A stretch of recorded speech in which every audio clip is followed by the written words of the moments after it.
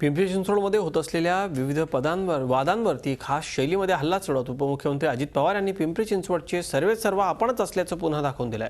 महापौर पदाच्या बदलावरती मला जेव्हा वाटेल तेव्हा मी निर्णय घेईल असं सांगत पिंपरी चिंचवडमध्ये नाशिक फाटा इथं होत असलेल्या उड्डाणपुलाच्या नावावरून निर्माण झालेल्या वादावरती देखील त्यांनी नगरसेवकांना चांगलंच सुनावलंय। उड्डाणपुलाला स्वर्गीय जे.आर.डी. टाटा यांचं नाव देण्याची घोषणाच त्यांनी करून टाकली। विविध विकास कामांच्या उद्घाटनासाठी अजित पवार शहरात आले होते। साहजिकच शहरामध्ये असलेल्या विविध प्रश्नांवर त्यांनी भाष्य केलं।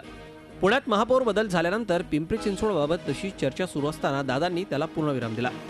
माझा पक्ष आहे, मला वाटेल तेव्हा मी महापौर बदल करेल असं सांगत त्यांनी मोहिनी लांडे यांना अघोषित मुदत वाढ दिल्याचं सूचित केलंच, पण इच्छुकांनाही पिंपरी चिंचवडचे सर्वेसर्वा आपण आहोत ही आठवण करून दिली। तो माझा प्रश्न आहे, आम्ही नगरसेवक निवडून आणलेत, मला काय करायचं ते माझं मी ठरवीन।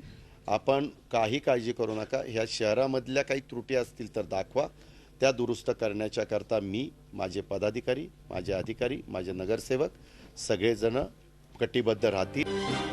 महापौर पदावरती स्पष्ट भूमिका घेतलेल्या दादांनी शहरात उड्डाणपुलाच्या नावावरून सुरू असलेल्या वादालाही पूर्णविराम दिलाय। एखाद्या रस्त्याला किंवा वास्तूला व्यक्तीचं नाव दिलं असेल तर ते परत दुसऱ्या ठिकाणी देऊ नका असा दमच दादांनी पिंपरीतल्या नगरसेवकांना दिला। नाशिक फाटा उड्डाणपुलाला स्वर्गीय जे.आर.डी. टाटा यांचं नाव देणार असल्याचं सांगत त्यासाठी रतन टाटा यांची परवानगी घेऊ असंही दादांनी स्पष्ट केलंय। एखाद्या व्यक्तीचं नाव एखाद्या रोडला दिलं तर परत त्या व्यक्तीचं नाव दुसऱ्या रोडला द्यायचं। रतन टाटांना विनंती करू, मी पण सायन्स मिनिस्ट्रीशी त्या ठिकाणी बोलतो, आपण ठराव करा, कारण जे.आर.डी. टाटांच्या योगदानामुळेच या सगळ्या बाबी म्हणजे टेकोची जी मुहूर्तमेढ रोवली गेली।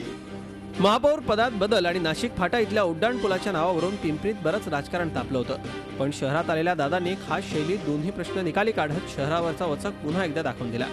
कैलासपुरी, झी मीडिया, पुणे। झी 24 तास, एक पाऊल पुढे।